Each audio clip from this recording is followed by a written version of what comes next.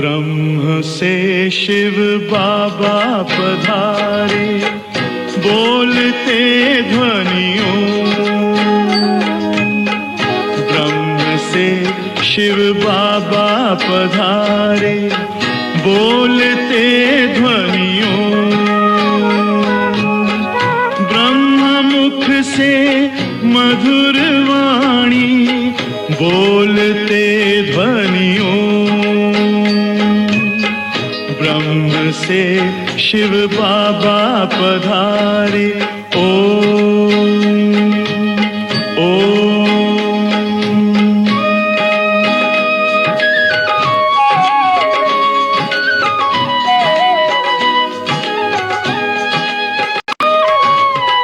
ओम की इस मधुर ध्वनि से किया परिवर्तन। प्रेम शांति सिखा के बदला सभी का जीवन। आदिदेव प्रजापिता श्री बोलते ध्वनियों।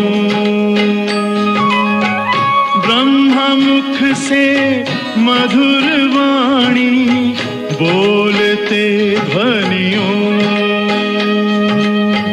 ब्रह्म से शिव बाबा पधारे, ओम ओम।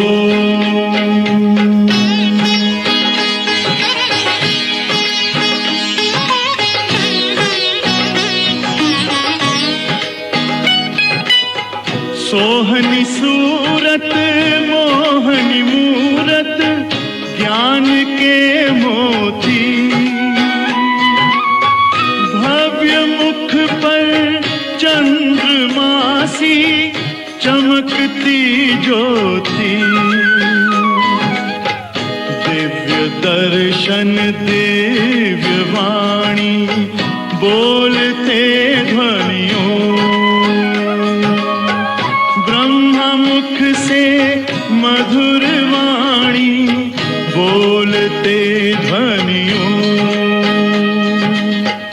ब्रह्म से शिव बाबा पधारे, ओम ओम।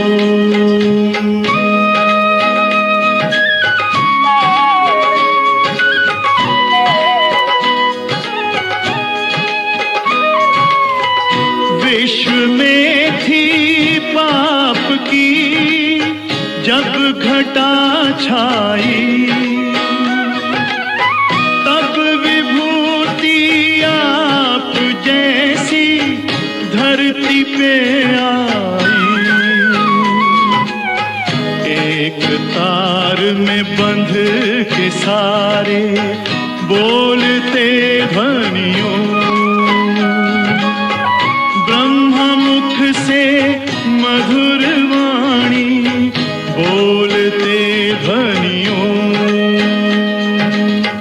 ब्रह्म से शिव बाबा पधारे, बोलते ध्वनियों। ब्रह्म मुख से मधुर वाणी, बोलते ध्वनियों। ब्रह्म से शिव बाबा पधारे, ओम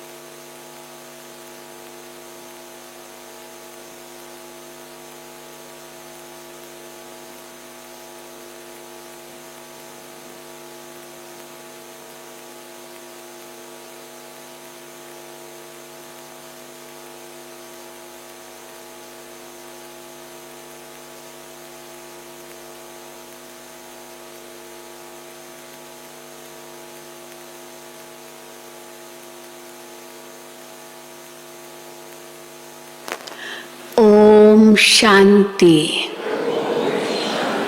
सतगुरुवार की गुड मॉर्निंग। आज सतगुरु बाबा ने बहुत बड़ा पाठ पढ़ाया है। बाबा कहते हैं तुम सब बेहद के सन्यासी हो। तो बेहद के सन्यासी की क्या डेफिनेशन है वो बाबा ने बताई है। बेहद का सन्यासी किसको कहेंगे? मेरा कुछ भी नहीं। अगर मैं और मेरा कहा तो बेहद का सन्यासी नहीं है। मैं ऐसा, मैं, मेरा मेरा मेरा। बेहद के सन्यासी के पास कुछ भी नहीं है। इसलिए क्या हम गाते हैं, मेरा तो अगर है कोई तो एक शिव बाबा, दूसरा ना कोई। और अगर मैं हूँ तो केवल मैं आत्मा हूँ और मेरा बाबा है। क्योंकि ये मैं और मेरा ही सब पापों की जड़ है, सब विकारों की जड़ है। इसीलिए मैं और मेरा को ख़त्म करो। बाबा के पास भी बच्चे आते थे ना, लौकिक परिवार के आते थे, तो बाबा को परिचय देते थे। बाबा ये मेरी पत्नी है, ये मेरा बेटा है। अब बाबा को ये अच्छा नहीं लगता था। मेरी पत्नी, मेरा बेटा, अब मेरा कहाँ से आया? आत्मा को पत्नी या बेटा है क्या? इसका मतलब अभी तक मेरा मेरा छूटा नहीं है। तो बाबा कहते थे अभी इसने ज्ञान समझा नहीं है। तो फिर ऐड कर देते थे मेरा के केवल नहीं, मेरा लौकिक। तो लौकिक फिर भी आधा ठीक है, फिर भी मेरा तो कहा ना। तो इसीलिए बाबा मैं और मेरे से कितना दूर करते हैं। तो आज बाबा की मुरली इसी पर है। हाँ, तो हम बेहद के सन्यासी है, मेरा कुछ भी नहीं है। तो अपने अंदर देखो ये मैंपन, मेरापन कितना हमारे अंदर से गया है। तब कहेंगे सच्चे बेहद के सन्यासी। आज 27/10/2022 है। मीठे बच्चे,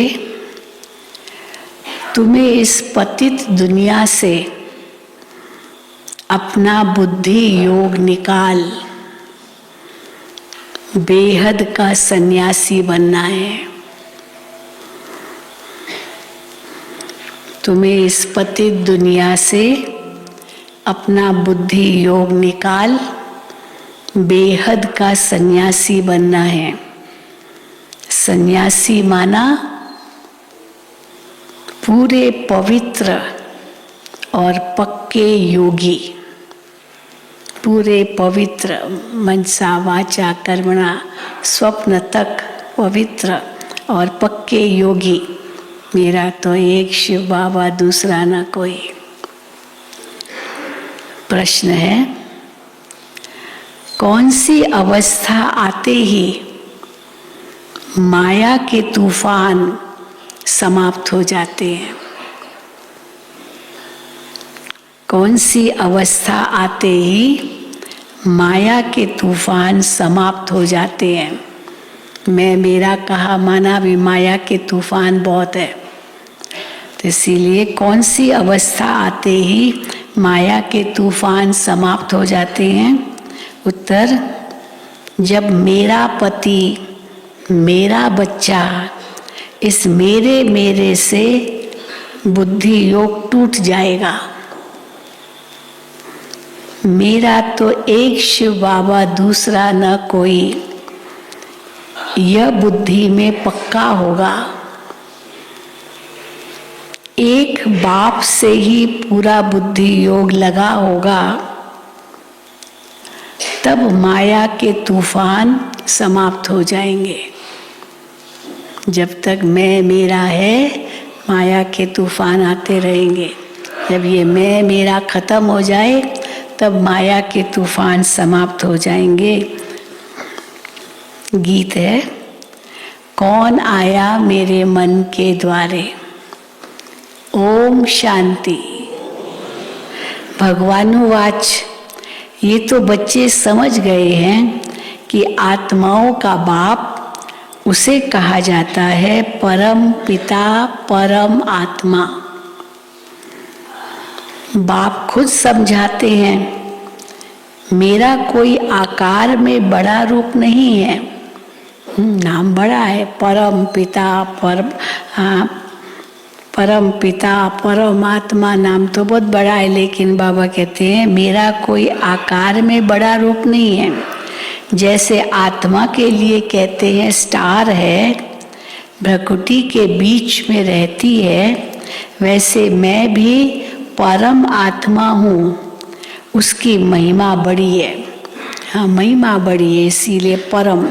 परम शब्द का मतलब कोई साइज में बड़ा नहीं, पर ज्ञान में, गुणों में, शक्तियों में, महिमा में बड़ा, इसलिए परमात्मा। ज्ञान सागर है, बाकी इतना बड़ा चित्र जैसे नहीं है। कैसे दिखाते ना शिवलिंग, इतना बड़ा होता, बहुत बड़ा होता तो इस शरीर में घुस नहीं सकता। ये तो शिवलिंग की पूजा तो करते हैं तो बड़ा बनाते हैं, पूजा के लिए बड़ा बनाते हैं, फूल चढ़ाएंगे, अभिषेक करेंगे तो कुछ बड़ा साइज चाहिए। अंगूठे सदृश भी कहते हैं, तो अंगूठा भी तो इतना ही छोटा होगा। अंगूठे सदृश कहते हैं। आत्मा माना आत्मा, सिर्फ उनको परम कहते हैं जो परम धाम में रहते हैं। तुम जानते हो इस समय है डेविल वर्ल्ड, आसुरी संप्रदाय। सतयुग में इस भारत पर देवताओं का राज्य था, अब तो आसुरी राज्य है। देखो हाँ, आसुरी राज्य में क्या क्या होता है, देखो क्या क्या खाते हैं, क्या क्या खाते हैं। हाँ, लिस्ट निकालो क्या क्या खाते हैं, हम सोच भी नहीं सकते ऐसा भी खाते हैं लोग। क्या क्या खा जाते हैं। मांस, मदिरा, ये राक्षसी आहार है। इस बात को भी नहीं समझते हैं कि ये राक्षसी आहार खा रहे हैं। बाबा कहते इस बात को भी नहीं समझते हैं। स्कूल में भी कोई के अच्छे ख्यालात, कोई के रजोगुणी, कोई के तमोगुणी होते हैं। बाबा अपने पढ़ा, इस विश्वविद्यालय में भी कई प्रकार के बच्चे हैं, तो स्कूल में भी कोई के अच्छे व्याख्यालात, कोई के रजोगुणी, कोई के तमोगुणी होते हैं। जो दूसरों को समझा नहीं सकते उनको बुद्धू कहेंगे। अब बाबा अपने बच्चों को कहते हैं इतना ज्ञान सरल है, सहज है, आप दूसरों को क्यों नहीं समझा सकते हो। पर कोई कहते मैं नहीं समझा सकता हूँ, तो बाबा कहेंगे ये बुद्धू है, ये बुद्धू कहेंगे। ब्रह्मा कुमार कुमारियों में भी नंबरवार महारथी, घोड़े सवार, प्यादे बहुत हैं जो अच्छी रीति समझा नहीं सकते। प्यादे तो कहाँ समझा सकेंगे, खुद को ही समझाए वही बड़ी बात है। महारथी तो समझाएंगे, घोड़े सवार भी समझाएंगे, पर प्यादे तो धीरे धीरे धीरे धीरे चलेंगे। ज्ञान पूरा न होने के कारण फिर डिसर्विस भी करते हैं। जितना जिसमें ज्ञान है उतना समझाएंगे। नंबरवार तो है ना, कहाँ भूले भी करते हैं। तो बच्चों को नशा होना चाहिए कि हम तो देवता बन रहे हैं। बाप खुद कहते हैं मैं पतितों की दुनिया में आता हूँ। सतयुग में यही नारायण था। हाँ, जिनके तन में आता हूँ, सतयुग में यही नारायण था। अब फिर इनके तन में आया हूँ। इनको ही नर से नारायण बनाता हूँ। नंबर 1 पूज्य भी ये था, अब नंबर 1 पुजारी भी ये बना है। द्वापर में यही श्री नारायण की आत्मा नंबर 1 पुजारी बनेगी और वही सबसे पहले शिव की पूजा करेगी ना। तो नंबर 1 पूज्य, नंबर 1 पुजारी। अब नंबर 1 पुजारी भी यही बना, फिर इनका ही ऑल राउंड पार्ट है। ये मेरा मुकर्रर तन है, ये चेंज नहीं हो सकता है। कई कहते हैं ना इनके ही तन में क्यों, अच्छा आज इस कल्प में इनके तन में, दूसरे कल्प में दूसरे के तन में। तो बाबा कहते ये नहीं हो सकता है, ये मेरा मुकर्रर तन है, ये चेंज नहीं हो सकता है। हाँ, यहाँ तक बाबा हंसी में भी कहते थे कि बच्चे अगर कोई पूछे इनके तन में क्यों, तो उनसे पूछो अच्छा आपके तन में आए, इनके ही तन में क्यों। फिर जिनके भी तन में आएंगे उनके लिए ही प्रश्न करेंगे इनके तन में क्यों, दूसरे के तन में क्यों नहीं। तो इसलिए फिर उनको जब पूछते थे अच्छा आपके तन में आए, कि नहीं नहीं नहीं नहीं हमको हमारा, हम थोड़ी चाहते हैं कि हमारे तन में आए, फिर क्यों पूछते हो कि इनके तन में क्यों। तो बाबा कहते हैं हाँ, तो ये मेरा मुकर्रर तन है, ये चेंज नहीं हो सकता। ऐसे नहीं कब दूसरे को चांस दूं। शिव बाबा कहते हैं ऐसे मैं दूसरे को चांस नहीं देता हूँ, मैं इनके ही तन में आता हूँ। ये ड्रामा बना बनाया है, इसमें चेंज नहीं हो सकती। बाबा कहते हैं मैं आता हूँ पतितों की दुनिया में, परंतु कोई को पतित कहो तो बिगड़ पड़ेंगे, बिगड़ जाएंगे। किसको कहो ना तुम पापी हो, तो इतना गुस्सा आएगा, तो मुझे पापी कहते हो, मैंने क्या पाप किया है, पता ही नहीं क्या क्या पाप करते हैं। तो इसीलिए पर कह नहीं सकते कि तुम पापी हो। परंतु कोई को पतित कहो तो बिगड़ पड़ेंगे। परंतु जब भगवानी वाची है, गीता में लिखा है कि सब आसुरी संप्रदाय है, तो मानना पड़ेगा ना कि सब आसुरी संप्रदाय है। भगवान माना भगवान निराकार। जब भगवान कहते हैं तो किसी देहधारी को नहीं कहते। भगवान माना भगवान निराकार, न ब्रह्मा न विष्णु न शंकर न कृष्ण। कहते हैं मैं परमात्मा भी तुम्हारे जैसा हूँ, आत्मा ही हूँ।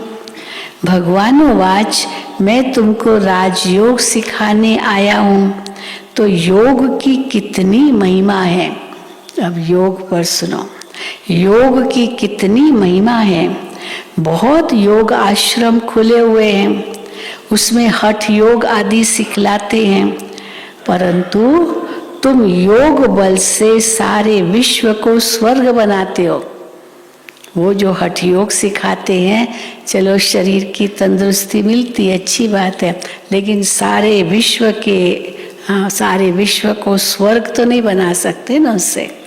तो बाबा कहते तुम तो योग बल से सारे विश्व को स्वर्ग बनाते हो, विश्व को परिवर्तन करते हो।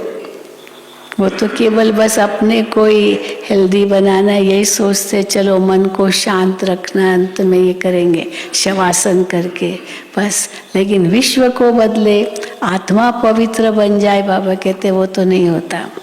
विश्व को तुम परिवर्तन करते हो, विश्व को स्वर्ग बनाते हो।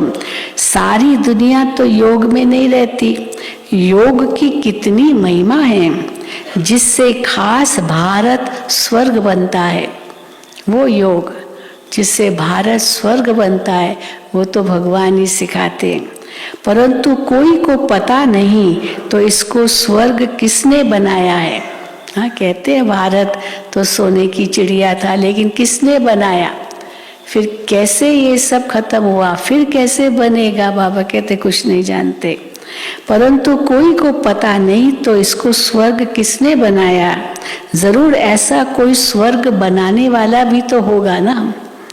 तो बाप कहते हैं मैं ही आकर देवता बनने का कर्म सिखलाता हूँ। कैसे तुम देवता बनो, उसके लिए मैं ही आकर कर्म सिखलाता हूँ। अब ये तो बड़ा सहज है, वो बहुत यज्ञ करते हैं, वो यज्ञ बहुत करते हैं। यहाँ तुम कोई यज्ञ हवन करते हो क्या? हाँ, कुछ भी नहीं करते। भक्ति मार्ग में तो क्या नहीं करते। तो यहाँ तुम यज्ञ हवन करते हो क्या? हाँ, यज्ञ में तो क्या आहुति डालेंगे, जव तिल घी, पर हम कहते हैं ये सारा यज्ञ है। इस यज्ञ में हम बुराइयों की, विकारों की आहुति देते हैं। धूप भी तुम जलाते हो खुशबू के लिए। हाँ, थोड़ी अगरबत्ती जलाते हैं तो सुगंध के लिए। आजकल तो अगरबत्ती भी पसंद नहीं करते, कहते नहीं इससे पोल्यूशन होता है, अगरबत्ती भी नहीं चाहिए, धुआं होता है ना।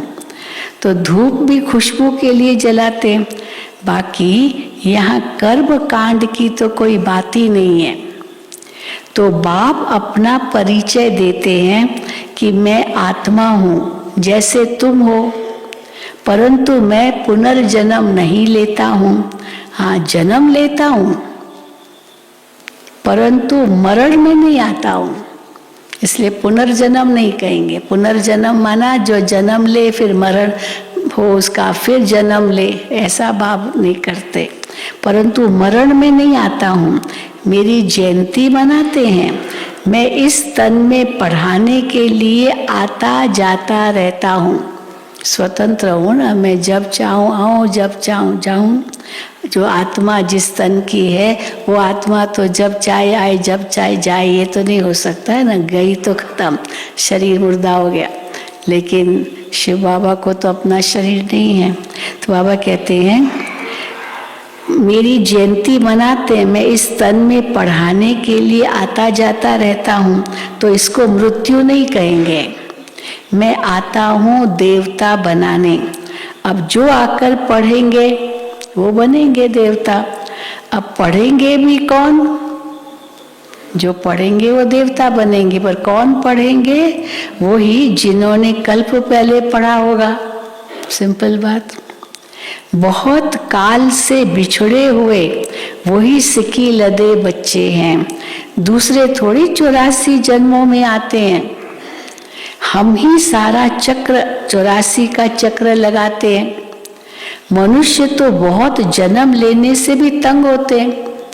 हम जब उनको कहते हैं कोर्स कराते हैं तो कहते हैं हम आत्माएं 84 जन्मों में आती है। तो कहते हैं हमको 84 जन्म चाहिए, हमको तो आना ही नहीं है दुनिया में।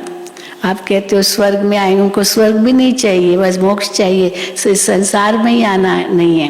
तो बाबा कहते हैं मनुष्य तो बहुत जन्म लेने से तंग होते हैं। और तुमको कहेंगे, हाँ वो क्या कहेंगे तुमको, कि हम 84 के चक्र में नहीं आना चाहते हैं। परंतु अब देखो बाबा क्या कहते हैं, परंतु हम कितने पहलवान हैं, हम कितने पहलवान हैं जो और ही खुश होते हैं। हम इस 84 के चक्र को याद करते करते चक्रवर्ती राजा बन जाते हैं। तो हम तो बहुत पहलवान हैं ना, 84 चक्र में हम आते हैं, जन्म लेते हैं। तो वो तो डरते हैं ना। हीरो एक्टर का तो कितना मान होता है, सारी पिक्चर में, फिल्म में शुरू से अंत तक उसका पार्ट होता है, तो उसका तो मान है ना। अब कोई छोटा मोटा एक्टर आया, साइड रोल जरा सा बजाया, या कोई छोटा बाई प्लॉट कुछ भी उनका बजा, वो क्या बड़ी बात है। मान तो हीरो हीरोइन का होता है ना। तो जो शुरू से आते हैं इस सृष्टि चक्र में या इस ड्रामा में, वो तो बहुत बहादुर है बाबा कहते हैं। तो बाबा कहते हैं परंतु हम कितने पहलवान हैं जो और ही खुश होते हैं। हम इस 84 के चक्र को याद करते करते चक्रवर्ती राजा बन जाते हैं। उन्हों के झंडे में भी चक्र है, भारत का जो झंडा है उसमें चक्र है। फिर उन्होंने चरखा भी बना दिया है, पहले चरखा था फिर चक्र, बहुत डिजाइन्स बनाई। फिर उन्होंने चरखा भी बना दिया है, चरखे का भी महत्व है, महात्मा गांधी और उसका चरखा। उनके सामने तुम्हारा कोट ऑफ आर्म्स ठीक है। हमारा कोट ऑफ आर्म्स कौन सा है? कोट ऑफ आर्म्स में 3 शेर दिखाया है और उसमें चक्र दिखाया है, फिर सत्यमेव जयते दिखा है। बाबा कहते तुम्हारा कोट ऑफ आर्म्स कौन सा है? शिव बाबा, ब्रह्मा, विष्णु, शंकर, ये हमारा कोट ऑफ आर्म्स है, फिर त्रिमूर्ति के बाद फिर चक्र भी है, तो ये हमारा कोट ऑफ आर्म्स है।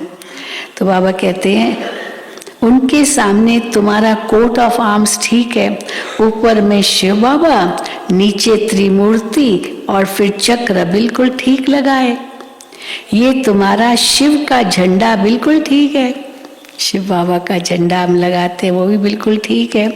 तुमको समझाया है, अब आओ सन्यास की पर, तुमको समझाया है सन्यास 2 प्रकार का है।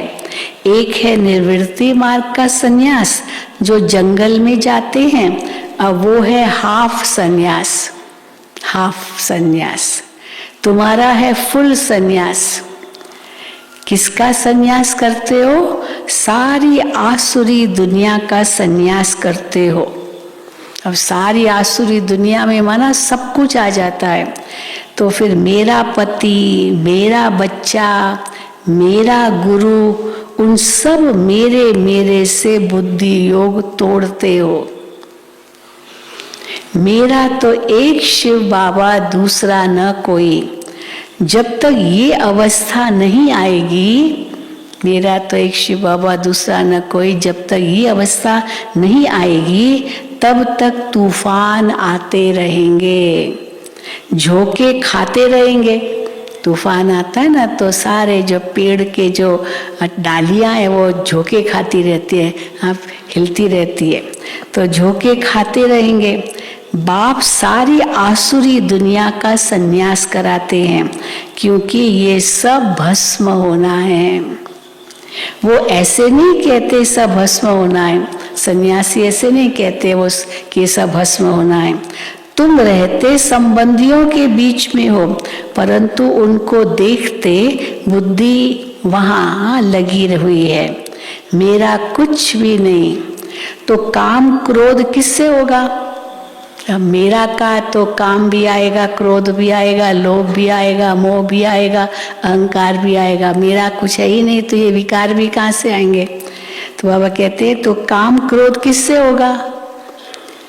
ये युक्ति बहुत अच्छी है, परंतु जब बुद्धि में बैठे, इसको राजयोग कहा जाता है। अपने को आत्मा समझ सब संबंध एक शिव बाबा से जोड़ना, इसको राजयोग कहा जाता है। तुम योग लगाते हो, राजाई लेते हो।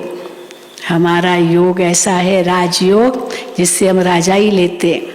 हाँ, फिर बाबा कहते वैसे तो सब योगी है, क्योंकि किसी न किसी के साथ योग जरूर है, मन बुद्धि कहीं न कहीं जुड़ी हुई जरूर है, जिसको याद करते हैं तो योगी जरूर है सब। लेकिन राजयोगी बाबा कहते तुम ही बनते हो। तो बाबा कहते हैं योगी तो दुनिया में बहुत, हाँ वो है हठ योग, ये गुह्य पॉइंट्स है। योगी तो दुनिया में बहुत है, परंतु बाबा कहते एक का भी मेरे से योग नहीं है। मेरे बदले मेरे निवास स्थान ब्रह्म तत्व से योग है। योगी कहलाते हैं तो बंधु है किससे के साथ योग? ब्रह्म तत्व के साथ योग है। जैसे भारतवासी अपने निवास स्थान हिंदुस्तान को अपना धर्म समझ बैठे हैं, वैसे वो भी अपने को ब्रह्म का बच्चा समझते हैं। ब्रह्म का बच्चा, फिर बाबा कहते हैं नहीं, बच्चा भी नहीं समझते, ब्रह्म का बच्चा भी नहीं कहते। बच्चा कहे तो फिर वर्षा चाहिए, तो वो क्या कहते हैं? वो तो कहते हम तो ब्रह्म तत्व में लीन होंगे, अंश है, हम उस ब्रह्म तत्व के अंश हैं। अब वो ज्योति में से एक ज्योति निकली, फिर वो ज्योति वापस उसमें समा जाएगी। बुदबुदा है, सागर से एक बूंद निकली, वो वापस वो बूंद उसमें चली गई, वो ये समझते हैं। तो बाबा कहते हैं बच्चा भी नहीं कहते अपने को, बच्चा कहे तो फिर वर्षा चाहिए। वो तो कहते हैं तत्व में लीन होंगे। बाबा को तो अनुभव है, सन्यासियों का बहुत अनुभव, गुरुओं का अनुभव बाबा को, ब्रह्मा बाबा को था। बहुत सन्यासियों गुरुओं से अनुभव किया। अर्जुन को भी दिखाते हैं बहुत गुरु थे। तुम सब अर्जुन हो। इस समय सारी दुनिया पर रावण का राज्य है, सारी दुनिया लंका है। एक सीलोन का जो द्वीप है बेट, वही लंका नहीं है, वो हद की लंका है, परंतु बेहद की लंका तो सारी दुनिया है। श्रीलंका में हम जब गए थे तो वहाँ पर हंसी की बात थी, तो उस बाबा लंका की बात बहुत मुरली में कहते हैं, तो श्रीलंका वाले बड़े खुश होते, बाबा के बच्चे। बाबा श्रीलंका को याद करते हैं। अमेरिका की बाबा बात करते तो अमेरिका वाले बड़े खुश होते हैं, अमेरिका को बाबा याद करते हैं। लेकिन श्रीलंका वाले कहे चलो भले रावण के नाम से ही सही, लेकिन भगवान के मुख से लंका निकला, ये कितनी बड़ी बात है। तो वैसे खुश होते हैं कि बाबा ने लंका को याद किया। तो बाबा कहते हैं परंतु बेहद की लंका तो सारी दुनिया है। अब सारी दुनिया पर रावण का राज्य है। राम के राज्य में इतने मनुष्य नहीं थे। जब राम राज्य है तो रावण राज्य नहीं है। कहाँ चला जाता है रावण राज्य? जब राम राज्य है नीचे पाताल में चला जाता है, नीचे। फिर रावण राज्य आता है तो राम राज्य नीचे चला जाता है। कैसे चला जाता है? ये ड्रामा है ना, चक्र है। तो चक्र में जो नीचे है वो ऊपर आएगा, फिर जो ऊपर है वो नीचे जाएगा। ये ड्रामा है ना। जब चक्र फिरता है तब सतयुग ऊपर आ जाता है, द्वापर कलयुग नीचे चला जाएगा, तो सतयुग त्रेता नीचे से ऊपर आ जाएगा। जब द्वापर कलयुग नीचे जाएगा, है चक्र की बात। उन्होंने ऐसे लिख दिया है, बाकी कोई सागर के नीचे नहीं चला जाता है, वह सागर से निकल नहीं आता है। पे द्वारका पानी में चली गई, तो ऐसे नहीं होता है कि ऐसे सागर के अंदर चला जाए, तो वह सागर से निकल नहीं आता है। तो बाप समझाते हैं ये बड़ी गुई है, समझने की बातें हैं। इसमें पवित्रता है फर्स्ट, और योग पक्का चाहिए।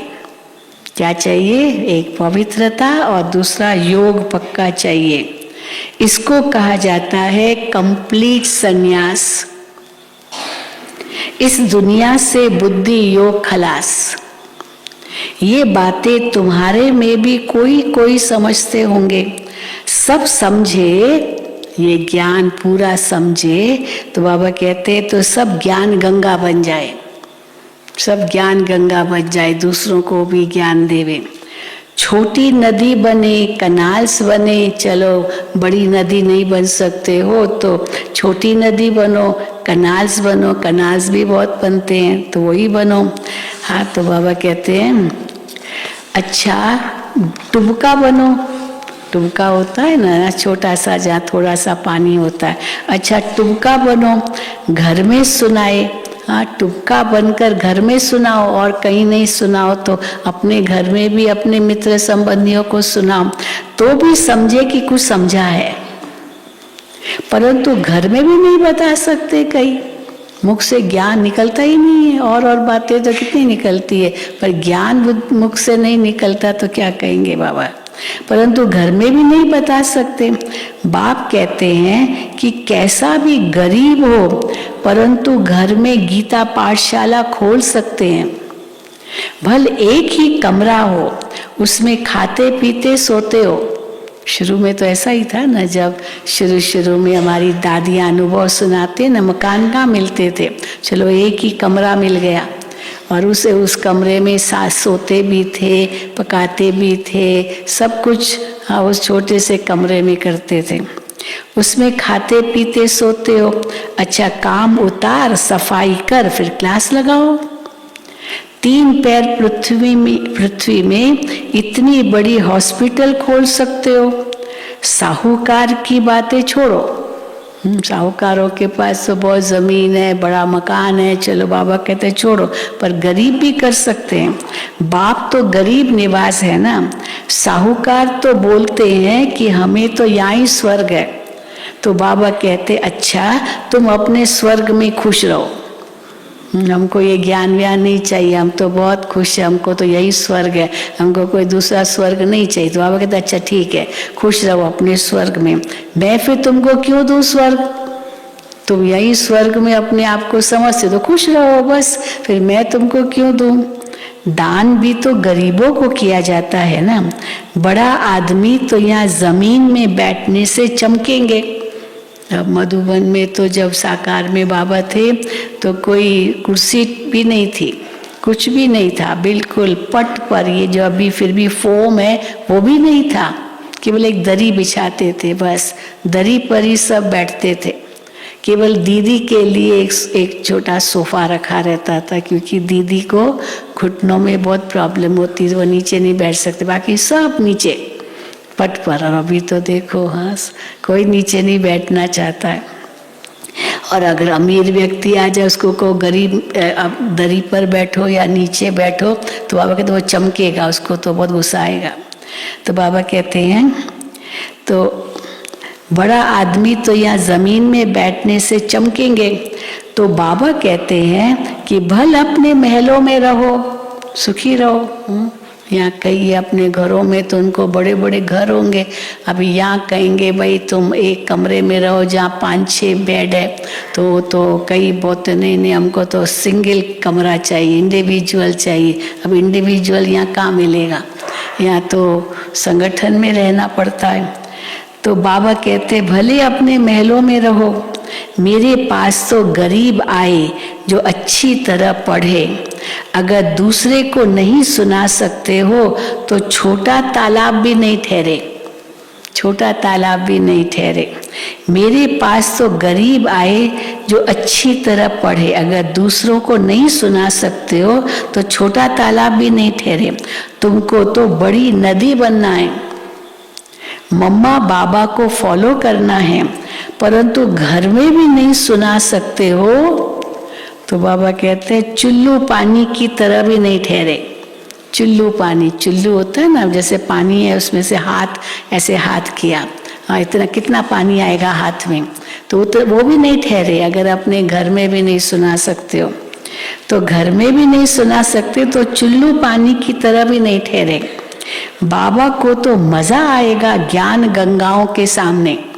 बाबा के सामने कौन बैठते थे, हमारी दादियाँ बैठती थी, और बाबा को अच्छा लगता था बाबा के सामने बैठ करके, हाँ बाबा के सामने सिर ऐसे हिलाते थे, खुशी में मुस्कुराते रहते थे, बाबा को अच्छा लगता था। अब सामने बाबा के बैठे और झुटका खाता रहे, नींद करता रहे, उबासी देता रहे तो अच्छा तो ही लगेगा। तो ये तो बाबा की जैसे इंसल्ट की। तो बाबा कहते हैं तो बाबा को तो मजा आएगा ज्ञान गंगाओं के सामने। कई बाबा के सम्मुख सुनते हैं तो खुश होते हैं, परंतु यहाँ से उठे, अब ये दूसरी बार, यहाँ तो बड़े खुश होते हैं, बहुत प्यार से सुनते हैं, मुस्कुराते हैं, अंदर जाता भी है, लेकिन बाबा कहते हैं यहाँ से उठे, सीढ़ी नीचे उतरे तो नशा ही उतर जाता है। फिर घर पहुंचे तो फिर वही झर वही जग वही चालू। बाबा तो चलन से समझ जाते हैं, आते हैं मिलने, कहते हैं मेरा पति मेरा बच्चा। अरे तुमको पति कहाँ से आया, तुम तो आत्मा हो, आती हो स्वर्ग में चलने के लिए, फिर भी मेरे में फंसी हो। अच्छा इतना डोज काफी, बाबा आगे नहीं बता रहे, नहीं तो बाबा बहुत कुछ बताते हैं, लेकिन बाबा वही पूरा कर देते। अच्छा इतना डोज काफी है, बहुत स्ट्रॉन्ग डोज देंगे तो कहते फाना हो जाए। देना इतना चाहिए जितना हजम कर सके। एक बार तो बहुत बड़ी बात बाबा ने कही, बाबा के आगे युगल आए तो बाबा ने कहा कौन टोली बांटेगा, तो कौन बांटेगा, तो युगल आ जाओ सामने बांटने के लिए। तो दोनों आए, युगल आए, तो बाबा ने उनकी परीक्षा ली। अगर तुम्हारा पति को कहा अगर तुम्हारी पत्नी मर जाए तो तुम रोगे, कहता नहीं, क्या कहा नहीं। फिर पत्नी से पूछा अगर तुम्हारा पति मर जाए तुम रोगी, अब वो तो बेचारी चुप हो गई, वो कैसे कहेगी नहीं रोगी। वो चुप हो गई। तो फिर बताओ कौन आगे है, जो दोनों में से आगे है वही टोली बांटेगा। हाँ तो फिर वो कहेगी वो आगे है, और वो कहेगा वो आगे है, दोनों एक दो को आगे रखेंगे। फिर बाबा पूछते थे जो पति भी मर जाए पर रोएगा नहीं वो ही टोली बांटे, कोई भी मर जाए पर तो रोएगा नहीं, वो टोली बांटे।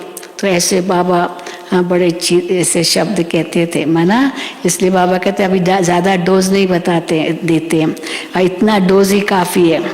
देना इतना चाहिए जितना हजम कर सके। बाबा ने नटशेल में बताया है, योग से तुम स्वर्ग की स्थापना कर रहे हो, बाकी बादशाही के लिए तो नॉलेज चाहिए। 2 सब्जेक्ट्स है, ज्ञान और योग। बाबा भी योग में रहने का पुरुषार्थ करते हैं, ब्रह्मा बाबा। तो बाबा से कई पूछते थे, बाबा आप हमको याद करते हो? ब्रह्मा बाबा को कहते थे, बाबा आप हमको याद करते हो? तो बाबा कहते थे, मैं आपको याद करूं या शिव बाबा को याद करूं? मुझे तो शिव बाबा को याद करना, अपने विकर्म विनाश करना है। फिर बाबा कहते थे, हाँ न विसरो न याद रहो, विसरो भी नहीं, भूलो भी नहीं। हाँ, बाबा भूलते भी नहीं है पर याद भी नहीं करते किसी को। तो बाबा भी योग में रहने का पुरुषार्थ करते हैं, तब कहते हैं न बिसरो न याद रहो। अच्छा, मीठे मीठे सिकील दे बच्चों प्रति माता पिता बाप दादा का याद प्यार और गुड मॉर्निंग। रूहानी बाप की रूहानी बच्चों को नमस्ते। हम रूहानी बच्चों की रूहानी बाप दादा को याद प्यार गुड मॉर्निंग और नमस्ते। धारणा के लिए मुख्य सार पहला, इस पुरानी दुनिया का कंप्लीट संन्यास करना है। इस पुरानी दुनिया का कंप्लीट संन्यास करना है। पवित्रता और योग की सब्जेक्ट में फर्स्ट नंबर लेना है। दूसरा, ज्ञान गंगा बन पतितों को पावन बनाने की सेवा करनी है।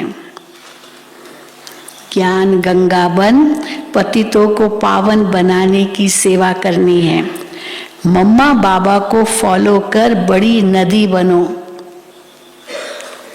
वरदान, ब्राह्मण जीवन में कम खर्च बाला नशीन करने वाले अलौकिकता संपन्न भव। ब्राह्मण जीवन में कम खर्च बाला नशीन करने वाले अलौकिकता संपन्न भव। इस अलौकिक ब्राह्मण जीवन का विशेष स्लोगन है, कम खर्च बाला नशीन। खर्चा कम हो लेकिन प्राप्ति शानदार हो, अर्थात रिजल्ट अच्छे से अच्छी हो। अलौकिकता संपन्न जीवन तब कहेंगे जब बोल में कर्म में खर्च कम हो। केवल धन खर्च की बात नहीं है, लेकिन हमारे बोल भी कम हो, हमारी सोच भी कम हो, कर्म भी मना करे, जो थोड़ा करे और सफलता पाए। तो उसमें भी बाबा कहते कम खर्च बाला नशीन। अलौकिकता संपन्न जीवन तब कहेंगे जब बोल में कर्म में खर्च कम हो, कम समय में काम ज्यादा हो, कम बोल में स्पष्टीकरण ज्यादा हो, संकल्प भी कम हो लेकिन शक्तिशाली हो। इसको कहा जाता है कम खर्च बाला नशीन। संकल्प कम, बोल कम और कर्म भी श्रेष्ठ हो, तो इसको कहेंगे कम खर्च बाला नशीन। जो सर्व खजाने कम खर्च करते हैं उनके भंडारे भरपूर हो जाते हैं। स्लोगन, बाप और सेवा से सच्चा प्यार है तो परिवार का प्यार स्वतः मिलता है। बाप और सेवा से सच्चा प्यार है तो परिवार का प्यार स्वतः मिलता है। जिसका बाबा और सेवा से प्यार है तो परिवार का प्यार तो क्यों नहीं मिलेगा। मम्मा की एक बहुत अच्छी मुरली है, बहुत ही समझने जैसी है। मातेश्वरी जी के अनमोल महावाक्य। अब ये जो शिरोमणि गीता में भगवानुवाच है, बच्चे जहाँ जीत है वहाँ मैं हूँ। गीता में आता है जहाँ जीत है वहाँ मैं हूँ। ये भी परमात्मा के महावाक्य हैं। पहाड़ों में जो हिमालय पहाड़ है उसमें मैं हूँ। सारा गीता में आता है। सब नदियों में मैं गंगा नदी हूँ, सब पहाड़ों में मैं कैलाश पहाड़ हूँ, आदि आदि। सब ये जो हर एक चीज़ में जो सबसे ऊंचा है वो मैं हूँ, ये गीता में आता है। तो पहाड़ों में जो हिमालय पहाड़ है उसमें मैं हूँ, और सांपों में काली नाग मैं हूँ। इसलिए पर्वत में ऊंचा पर्वत कैलाश पर्वत दिखाते हैं, और सांपों में काली नाग। तो इससे सिद्ध है कि परमात्मा अगर सर्व सांपों में केवल काले नाग में है तो सर्व सांपों में उसका वास नहीं हुआ, क्योंकि सब में मैं श्रेष्ठ हूँ, माना सबसे ऊंचा हूं, तो सब में तो नहीं हुआ ना, तो उसका वास नहीं हुआ ना सब में। अगर परमात्मा ऊंचे ते ऊंचे पहाड़ में है, गोया नीचे वाले पहाड़ों में नहीं है। और फिर कहते हैं जहां जीत वहां मेरा जन्म, माना हार में नहीं हूं, मैं केवल जीत में हूं। अब ये बातें सिद्ध करती है कि परमात्मा सर्वव्यापी नहीं है। एक तरफ ऐसे भी कहते हैं और दूसरे तरफ ऐसे भी कहते हैं कि परमात्मा अनेक रूप में आते हैं। जैसे परमात्मा को 24 अवतारों में दिखाया है, हाँ मम्मा स्पष्ट कर रही है। अब कहते हैं कच्छ मच आदि सब रूप परमात्मा के हैं। अब ये है उन्हों का मिथ्या ज्ञान। ऐसे ही परमात्मा को सर्वत्र समझ बैठे हैं, जबकि इस समय कलयुग में सर्वत्र कौन है? माया। सर्वत्र माया ही व्यापक है। तो फिर परमात्मा व्यापक कैसे ठहरा? गीता में भी कहते हैं मैं फिर माया में व्यापक नहीं हूं। इससे सिद्ध है कि परमात्मा सर्वत्र नहीं है। ये एक मुरली। फिर दूसरी मुरली। अब ये तो हम जानते हैं कि जब हम निराकारी दुनिया कहते हैं तो निराकार का अर्थ ये नहीं है कि उनका कोई आकार नहीं है।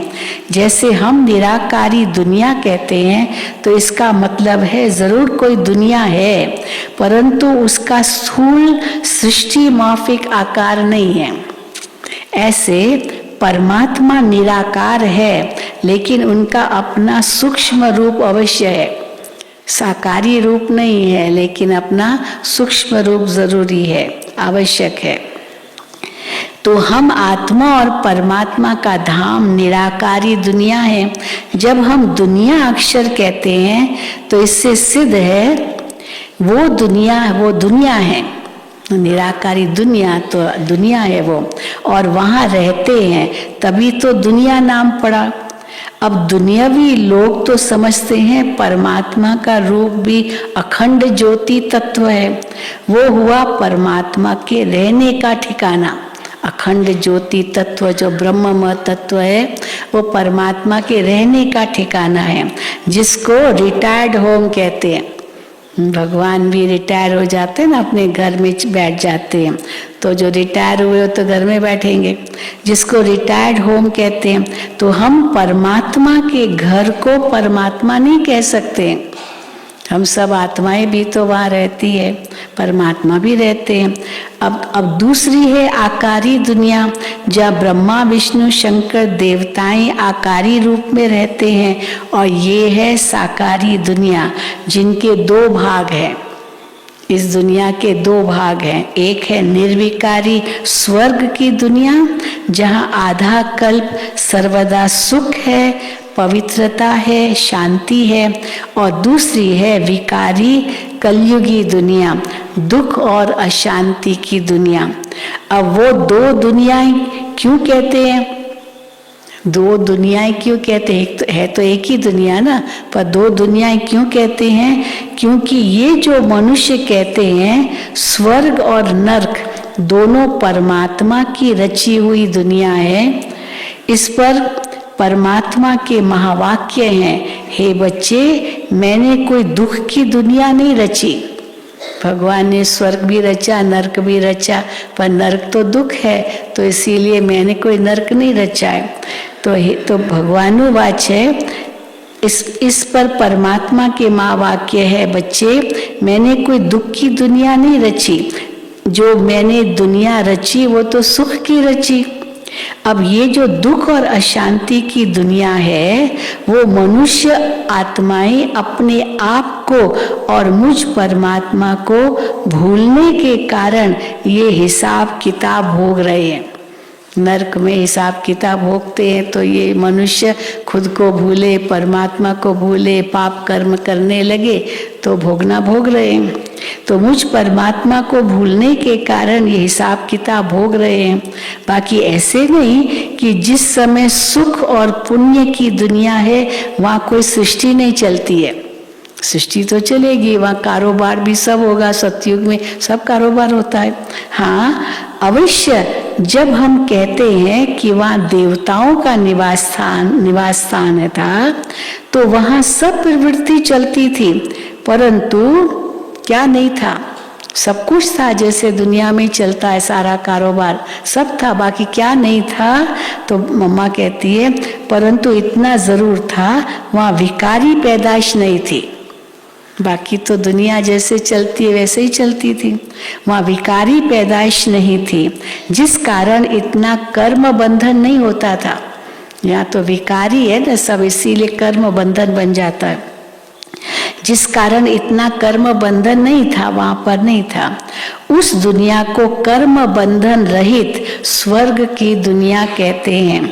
तो एक है निराकारी दुनिया, दूसरी है आकारी दुनिया और तीसरी है साकारी दुनिया। अच्छा, ओम शांति, ओम शांति, ओम शांति। चलो अभी बाबा को भोग लगेगा और हम सभी वतन में उड़ेंगे। शशि बहन आएंगे अभी। और मैं आज का विदेशी double foreigners, please raise your hand. How many double foreigners are here? Okay, so your program is beginning from today onwards in Gyan Sarovar. At 10:30 there will be meditation in the Harmony Hall, because in Gyan Sarovar many double foreigners have come. So today, from today onwards, classes are beginning. 10:30 to 11 meditation in the Harmony Hall, and 11 to 12 there's going to be a workshop, 5 keys to sustainable happiness. 5 keys to sustainable happiness, 11 to 12, by Sister Sonia in Harmony Hall. And 6 to 7:30 is meditation with the Gyan Sarovar Nivasi. So evening you can do meditation here, but morning there is workshop by Sister Sonia in Harmony Hall. 10:30 to 11 meditation, 11 to 12 there is workshop. So if you like, you can go there for class. Om Shanti.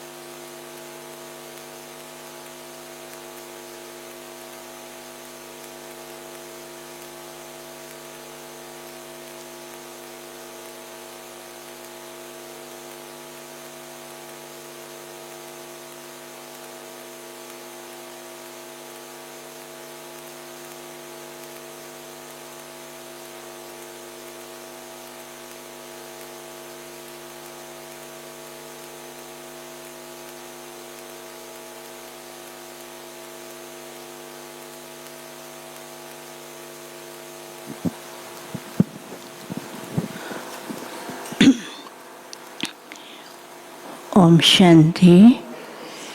आज सतगुरुवार है।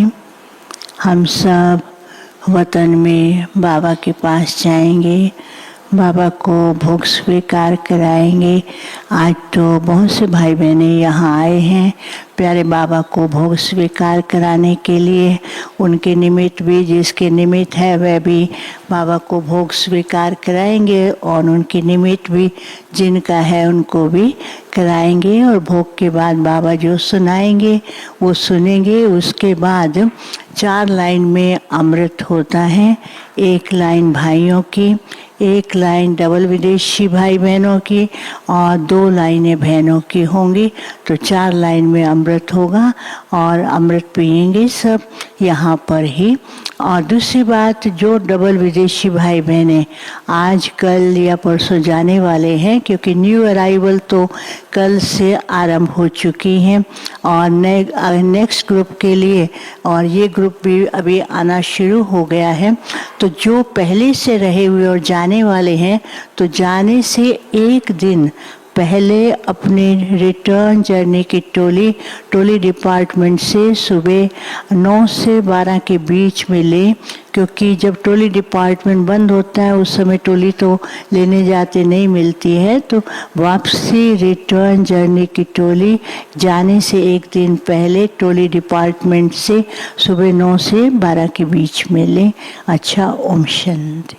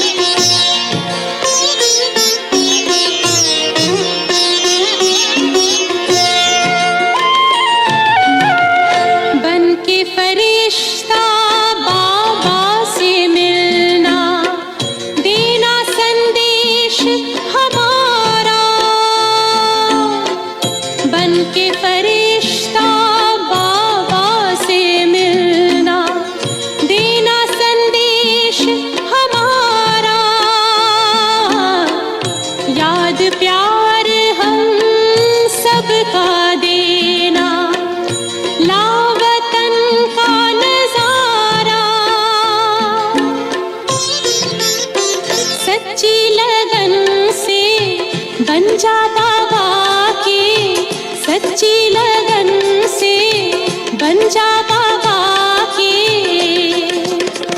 तू गले को हार, उड़ जा प्यारे वतन में, नीले अंबर के उस पार, हो नीले अंबर के उस पार। पंछी रे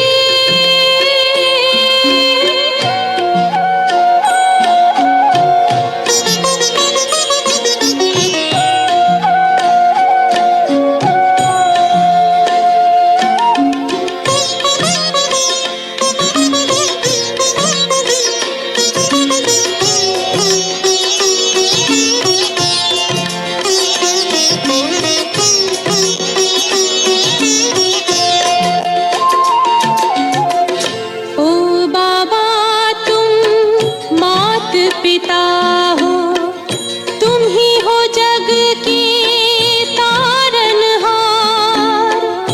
ओ बाबा तुम मात पिता हो, तुम ही हो जग के तारनहार।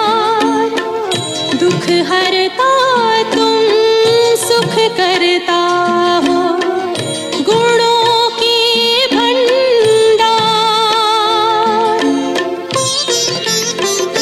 हम सब बच्चे गाते हैं तेरी, हम सब बच्चे गाते हैं तेरी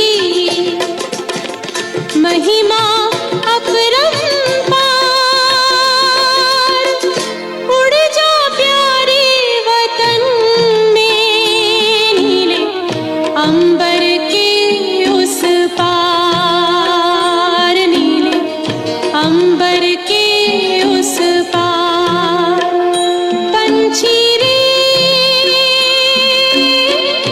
उड़ जा प्यारे वतन में, नीले अंबर के उस पार, नीले अंबर के उस पार, हो नीले अंबर के उस पार, नीले।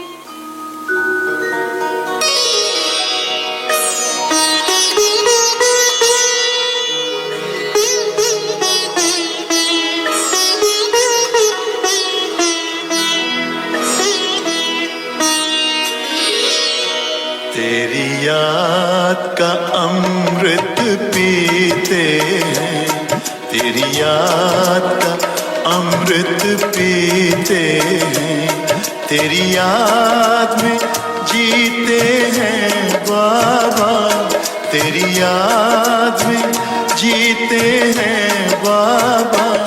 तेरी याद का अमृत पीते हैं, तेरी याद का अमृत पीते हैं। रहे याद सदा ही साथ तेरी, रहे याद सदा ही साथ तेरी। बस और न हम कुछ चाहेंगे, बस और न हम कुछ चाहेंगे। तेरी याद का अमृत पीते हैं, तेरी याद का अमृत पीते हैं।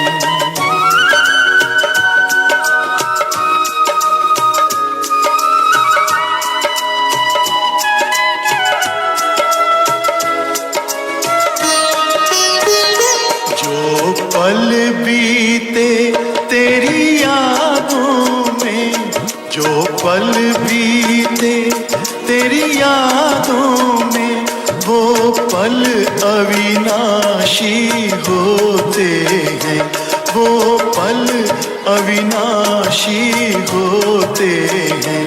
हर पल को सफल बना देंगे, हर पल को सफल बना देंगे। तेरी याद कभी ना छोड़ेंगे, तेरी याद कभी ना छोड़ेंगे।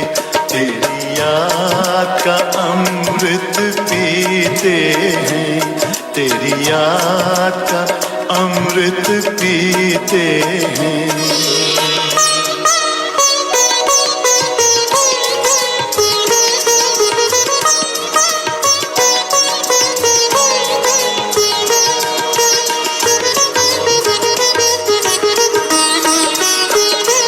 यूं ही आप रहो संग संग बाबा, यूं ही आप रहो संग संग बाबा, इस दुनिया के सुख पाने क्या, इस दुनिया के सुख पाने क्या, लहराते रहे तेरी यादों में, लहराते रहे तेरी यादों में, उन यादों में खो जाएंगे, उन यादों में खो जाएंगे।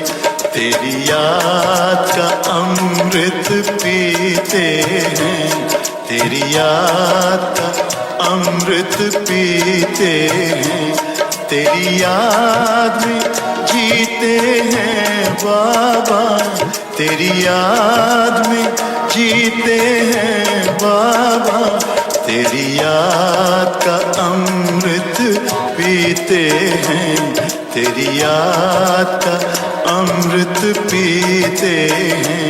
रहे याद सदा ही साथ तेरी, रहे याद सदा ही साथ तेरी, बस और न हम कुछ चाहेंगे, बस और न हम कुछ चाहेंगे, तेरी याद का अमृत पीते हैं, तेरी याद का अमृत पीते हैं, तेरी याद का अमृत पीते हैं, तेरी याद का अमृत पीते।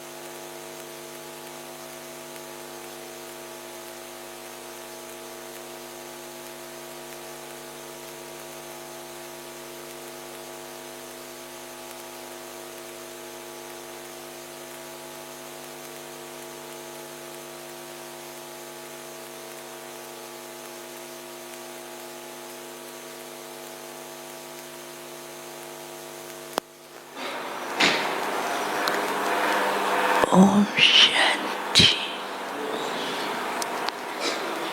आज सतगुरुवार के दिन आप सबकी याद लेके जैसे ही मैं वतन में पहुंची,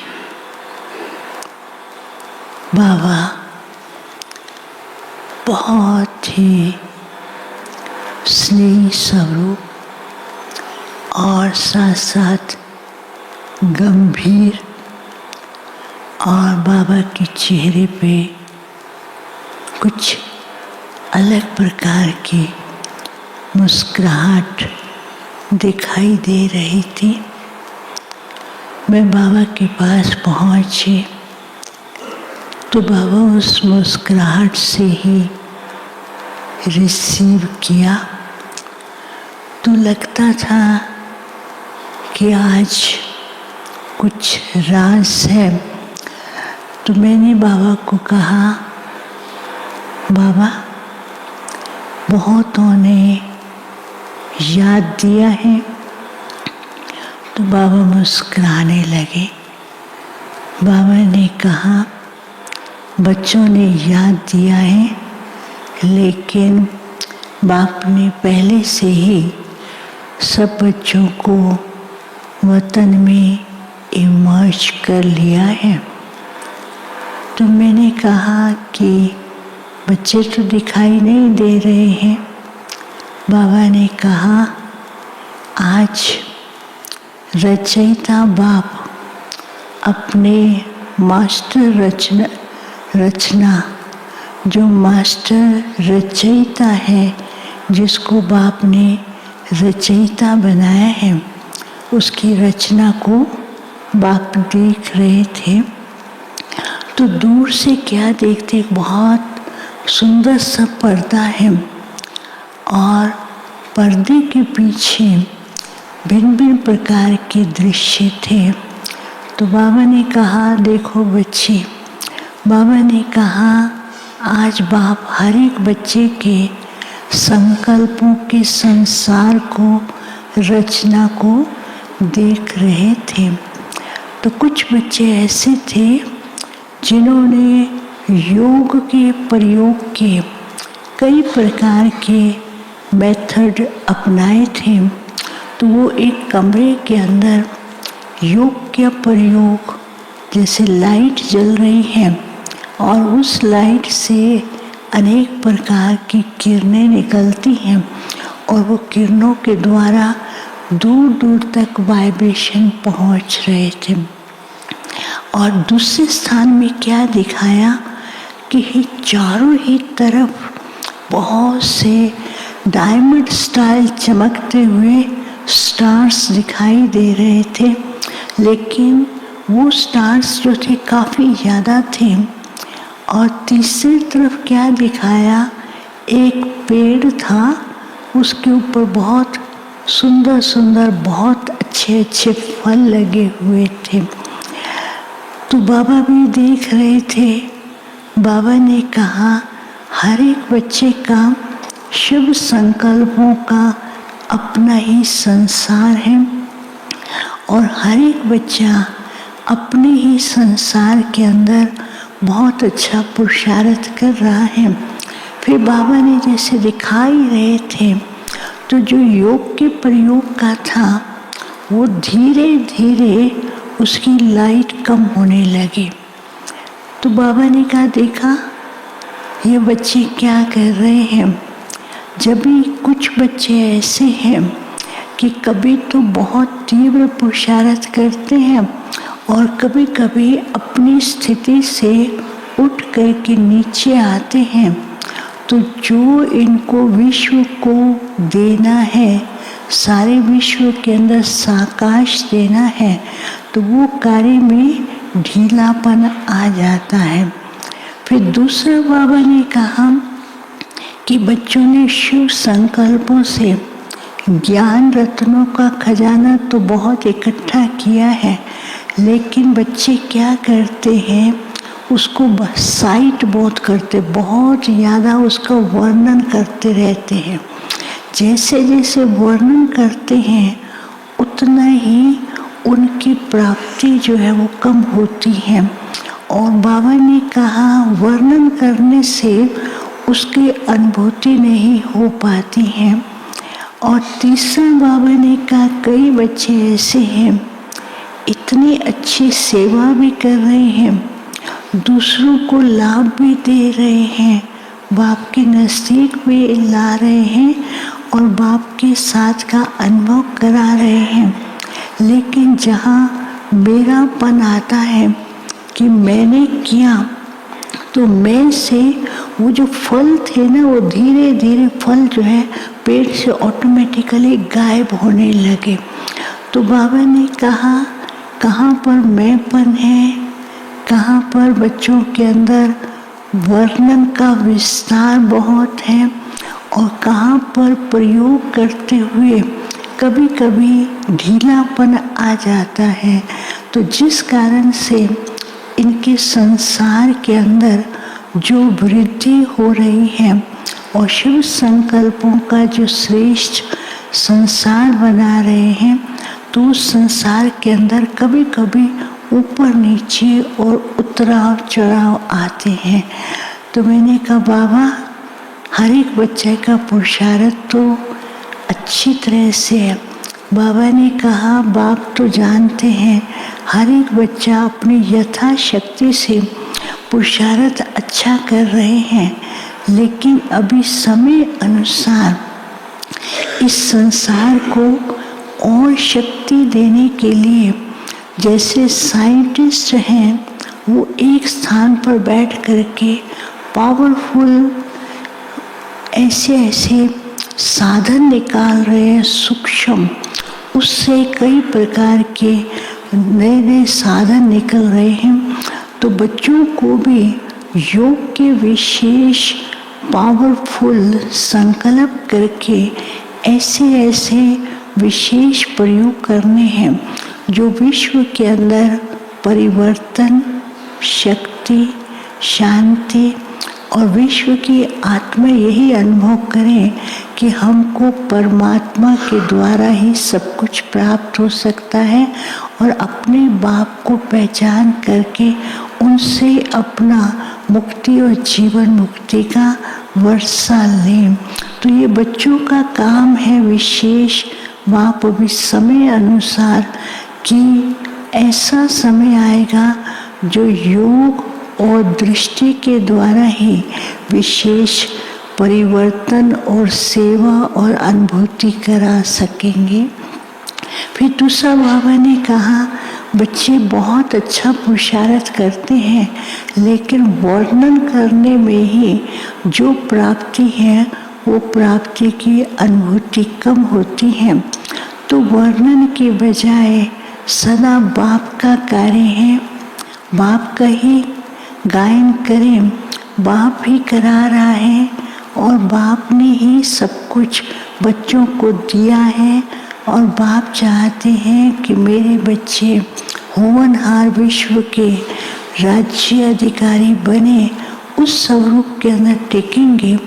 तो एक तो बाबा ने कहा समय अनुसार वर्णन के बजाय बच्चों को साक्षी और बिंदी स्वरूप बनने का अभ्यास करना है, क्योंकि समय ऐसा आ रहा है साक्षी स्टेज ही मदद करेगी और फुल स्टॉप बिंदी लगाना है।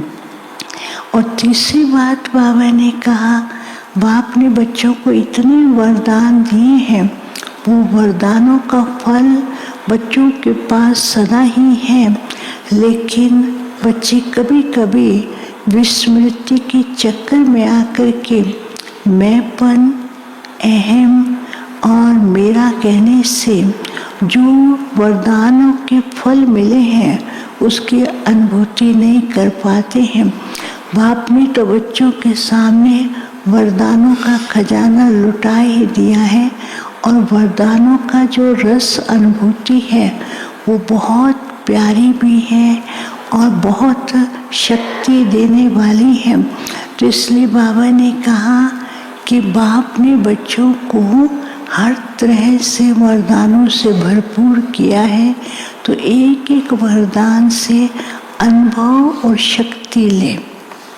बाबा ने कहा वरदान जो है वो शक्ति दे रहा है, उसके विशेष अनुभव करके उससे बहुत कुछ प्राप्ति भी करेंगे, और आगे चल कर के जो समय ऐसा आएगा तो ये वरदान शक्तियों के रूप में बच्चों के सामने एक ऐसी ढाल के रूप में काम करेंगे जो बच्चे हर प्रकार से विजयी भी बनेंगे और सेफ भी रहेंगे।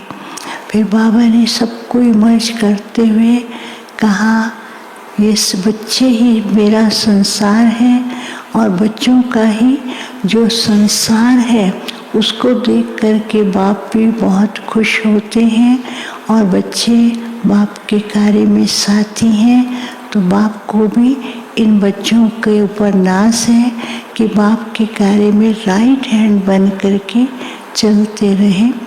फिर बाबा को भोग स्वीकार कराया और उसके बाद जिनके भोग थे बाबा को याद प्यार दिया और बाबा ने सबके लिए याद प्यार दिया। ओम शांति।